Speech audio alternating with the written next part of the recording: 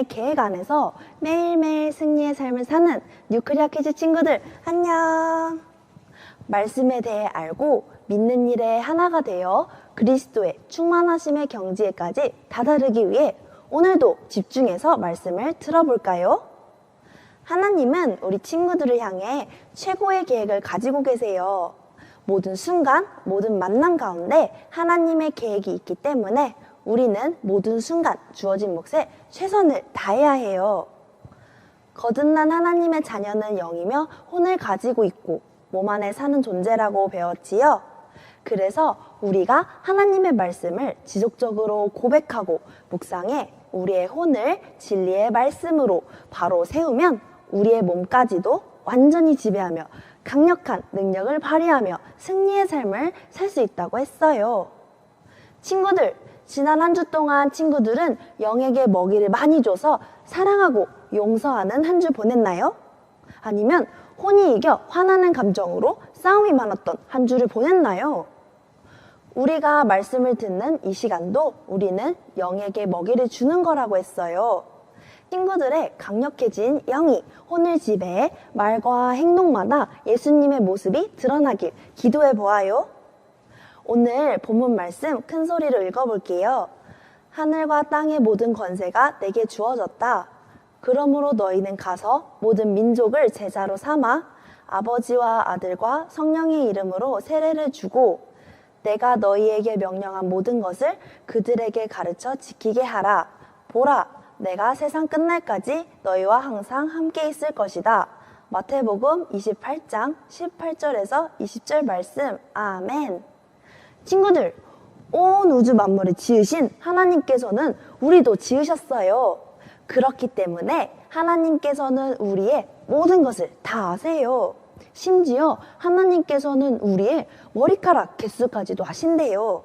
시편 139편 1절에서 3절 말씀에는 오 여호와여, 주께서 나를 살펴보셨으니 나를 아실 것입니다.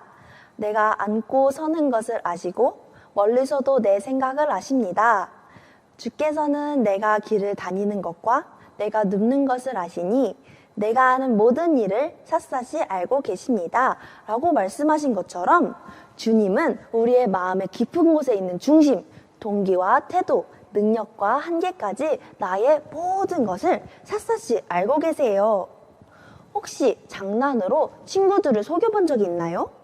그때 친구가 잘 속으면 재밌어서 웃어본 적도 있을 거예요. 이처럼 사람은 속일 수 있어요.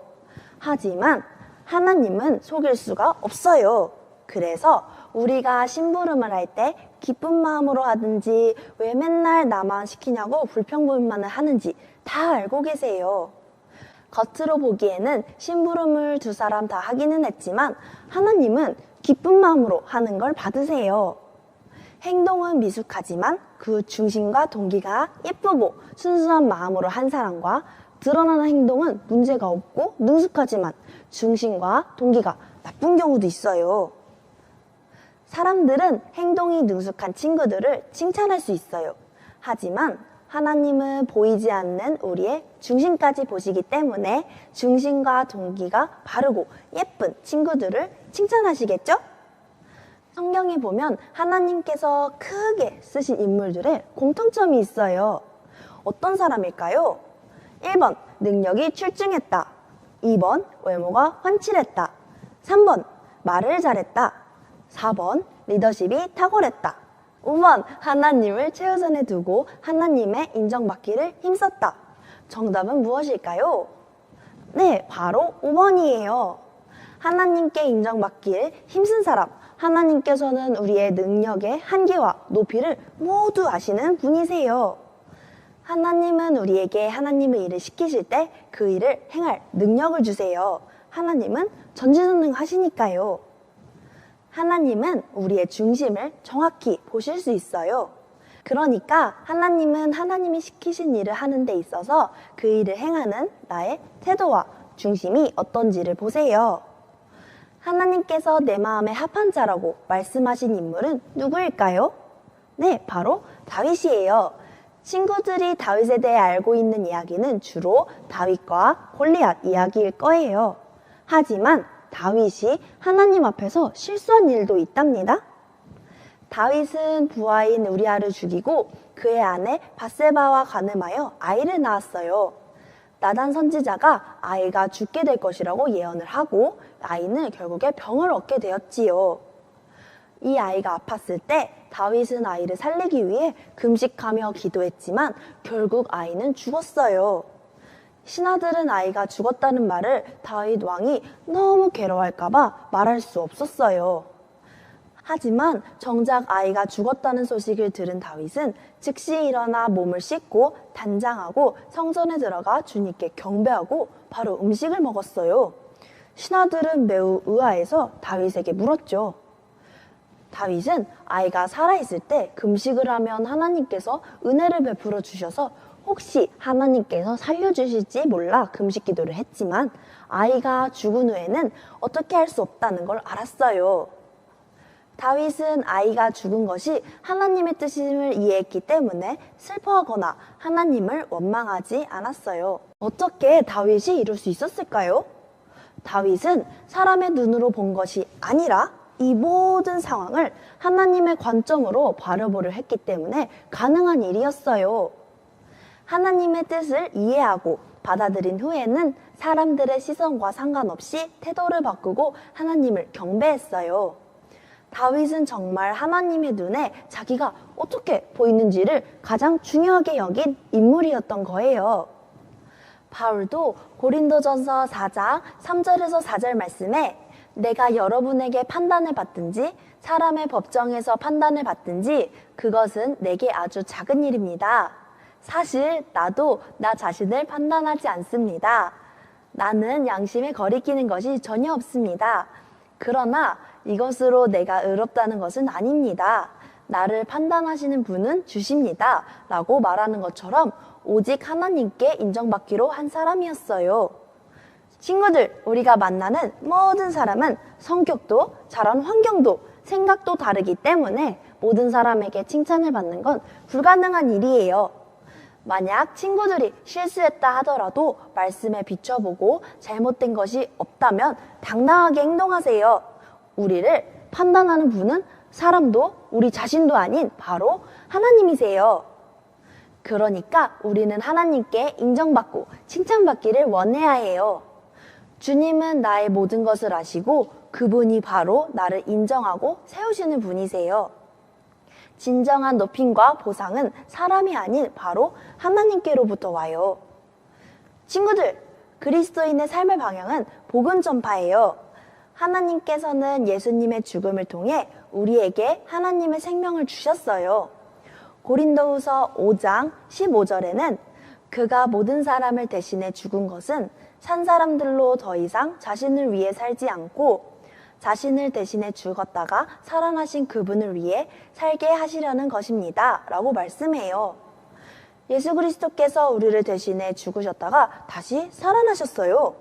그래서 우리는 더 이상 우리 자신을 위해 살지 않고 우리를 위하여 죽었다가 다시 살아나신 예수 그리스도를 위하여 그분의 나라와 의를 위하여 살아가야 해요. 예수님을 대신해서 삶을 삶은 예수님이 원하시는 것을 하면서 사는 삶을 말해요. 예수님은 모든 사람들이 구원받고 하나님께로 가기를 원하세요. 예수님께서 십자가에서 죽으시고 부활하신 후 40일 동안 지상에서 부활하신 몸으로 제자들과 지내시다가 하늘로 올라가셨어요.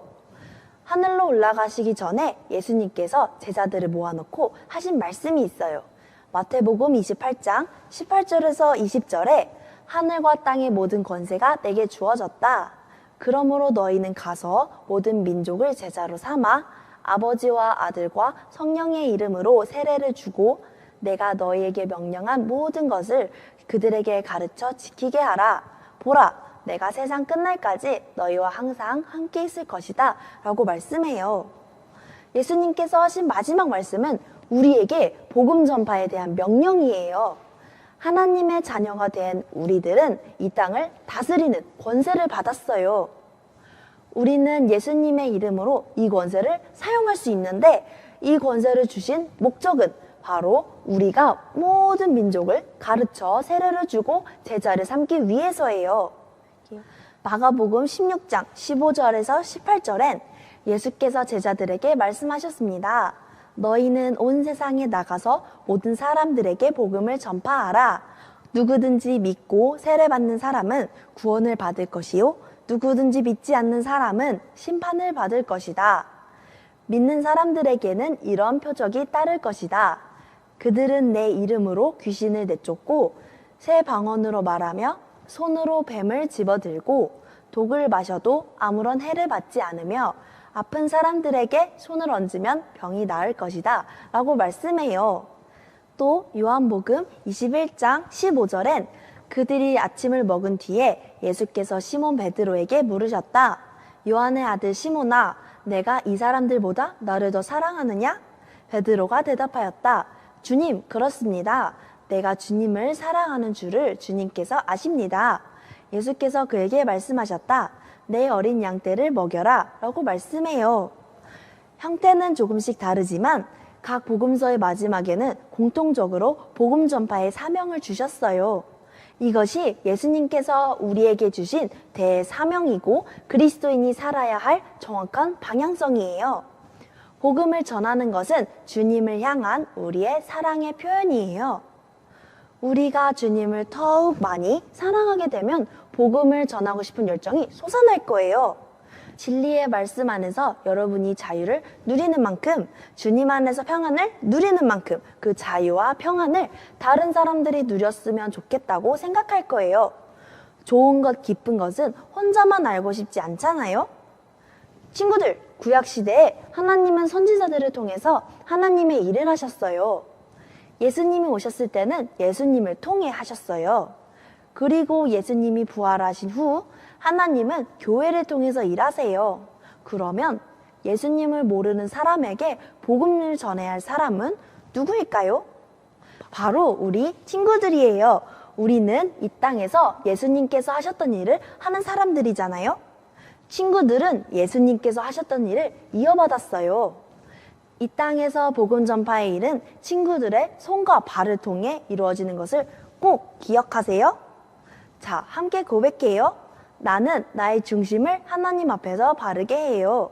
나는 오직 하나님께 칭찬받기를 원해요. 나의 삶의 방향은 복음 전파예요. 그럼 이번 한 주도 나의 중심과 동기를 바르게 해 하나님께 칭찬받고 복음을 전할 대상을 위해 기도하고 복음을 전하는 한 주 보내봐요. 그럼 안녕.